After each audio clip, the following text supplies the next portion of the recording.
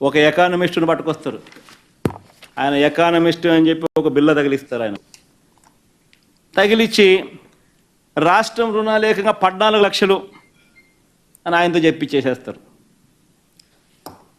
చూస్తూ ఉంటే గమనిస్తూ ఉంటే మీ అందరికీ అర్థమవుతుంది. 10 పోయింది, 11 వచ్చింది, 11 పోయి 12.5 వచ్చింది, 12.5 నుంచి ఏకంగా 14 లక్షలకి వెళ్ళిపోయినారు.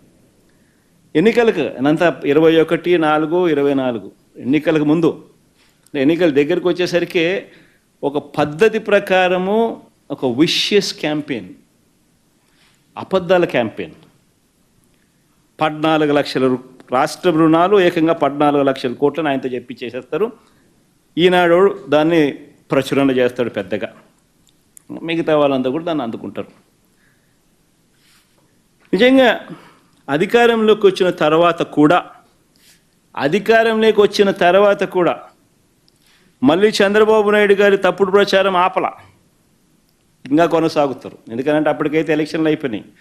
దాని తర్వాత మళ్ళీ ఇంకా చంద్రబాబు నాయుడు గారిని ప్రశ్నిస్తారు. చంద్రబాబు నాయుడు గారు మళ్ళా సూపర్ 6లు సూపర్ 7లు ఇవ్వాల్సి వస్తుంది కదా. ఇంకా సూపర్ 6లు సూపర్ 7లు ఇవ్వకుండా మళ్ళీ ఎగరగొట్టాలి అని అంటే రాష్ట్రం క్లిష్ట పరిస్థితుల్లో ఉంది అని చెప్పి మనం చెప్పాలి కదా. కాబట్టి దాన్ని కొనసాగిస్తాడు చంద్రబాబు నాయుడు. మళ్ళీ ఏంది 10/7/2024 అంటే చంద్రబాబు నాయుడు ముఖ్యమంత్రి అయినాడు. ప్రమాణ స్వీకారం అయిపోయింది, నెల రోజులు దాటిపోయింది. జూన్లోనే ప్రమాణ స్వీకారం చేశాడు. జూన్ 4 ఎన్నికల రిజల్ట్స్ వచ్చాయి. ఇది 10/7/2024 చంద్రబాబు నాయుడు అధికారంలోకి వచ్చిన తర్వాత ఆర్థిక శాఖ రివ్యూ చేస్తూ రాష్ట్రం అప్పులు 14 లక్షల కోట్లు అని చెప్పి లీక్ ఇస్తాడు. అది ఈనాడు వాడు రాస్తాడు, దాన్ని ఈటీవీ వాడు చూపిస్తాడు.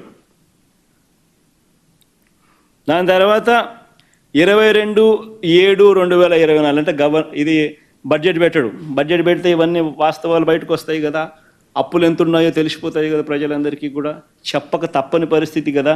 కాబట్టి బడ్జెట్ పెట్టాడు. ఎందుకంటే చంద్రబాబు నాయుడుకి ఇంకా కారణాలు కావాలి. సూపర్ 6 ఎగరగొట్టాలి, సూపర్ 7 ఎగరగొట్టాలి. సూపర్ 6 బడ్జెట్ పెట్టి సూపర్ 6 సూపర్ 7కి సంబంధించిన కేటాయింపులు చేయకపోతే ప్రజలు నిలదీస్తారు. కాబట్టి ఇంకా చంద్రబాబు నాయుడు గారు ప్రజలు మర్చిపోయేట్టుగా చేయాలి. కాబట్టి కొనసాగిస్తాడు. 22/7/2024 గవర్నర్ గారి ప్రసంగం అసెంబ్లీలో. ఓట్ ఆన్ అకౌంట్ బడ్జెట్ పెడతారు, పూర్తి బడ్జెట్ పెట్టరు, రియల్ టైం బడ్జెట్ పెట్టరు, ఓట్ ఆన్ అకౌంట్ బడ్జెట్. దాంట్లో గవర్నర్ గారి ప్రసంగం 22/7/2024 రాష్ట్రానికి కాన్స్టిట్యూషనల్ హెడ్ గవర్నర్ గారు, ఆయనతో కూడా అబద్ధాలు చెప్పిస్తారు. రాష్ట్రం అప్పులు 10 లక్షల కోట్లు అని అంటూ అబద్ధాన్ని ఆయనతో చెప్పిస్తారు. సరే సంతోషం, 14 లక్షల కోట్ల నుంచి తగ్గించారు, కనీసం 10 లక్షల కన్నా వచ్చినారు. కానీ 10 లక్షలు కూడా తప్పుడు ప్రచారమే కదా, తప్పుడు ఫిగరే కదా. ఏకంగా 10 లక్షల కోట్లు అని చెప్పి గవర్నర్ గారితో కూడా చెప్పిస్తారు. తీరా మళ్ళా ఈ మాట చెబుతూ ఇక్కడ వెరీ ఇంట్రెస్టింగ్, ఈ మాట చెబుతూ చంద్రబాబు నాయుడు గారు అదే ఓట్ ఆన్ అకౌంట్ బడ్జెట్ ప్రవేశపెడుతూ చంద్రబాబు నాయుడు గారు మాట్లాడిన మాటలు ఒకసారి విందామా? అది కూడా ఎంత గొప్పగా చంద్రబాబు నాయుడు గారు మాట్లాడతారంటే ఒకసారి ప్లే చేయండి అబ్బా. ఫస్ట్ నుంచి మళ్ళీ పెట్టుకో, సౌండ్ బాగా పెట్టండి.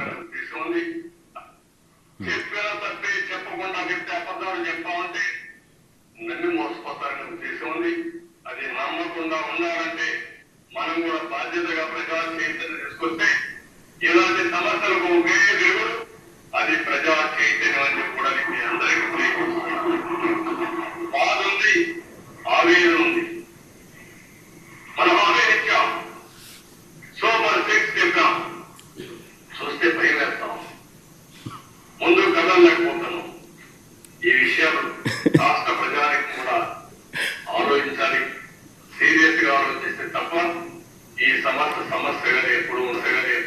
ఏ నాయకుడు పబ్లిక్ నాయకుడు ఉండే నాయకుడు, ప్రజా జీవితంలో ఉన్న నాయకుడు బాధ్యతగా ఉన్న మన ట్రస్టీ పెద్దలకు కాదు, చెప్పిన సత్తే చెప్పకుండా చెప్తే అబద్ధాలు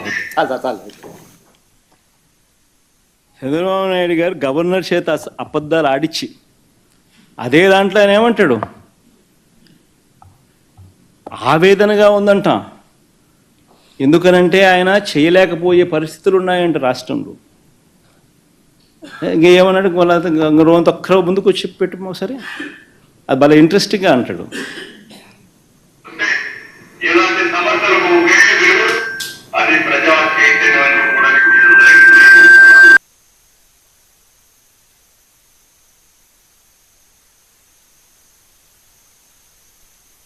చెప్పాం, చూస్తే భయం వేస్తాం, ముందు కదలలేకపోతున్నాం. ఈ విషయాలు రాష్ట్ర ప్రజానికి కూడా ఆలోచించాలి. బాధ ఉందంట, చూస్తే భయం వేస్తుందంట. అసలు ఎక్కడ ఈ అబద్ధాలు?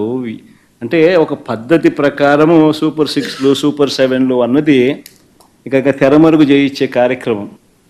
ప్రజలతో పని అయిపోయింది, ప్రజలతో ఓట్లు వేయించుకున్నారు, ఇంకా ప్రజల్ని మోసం చేయాలి.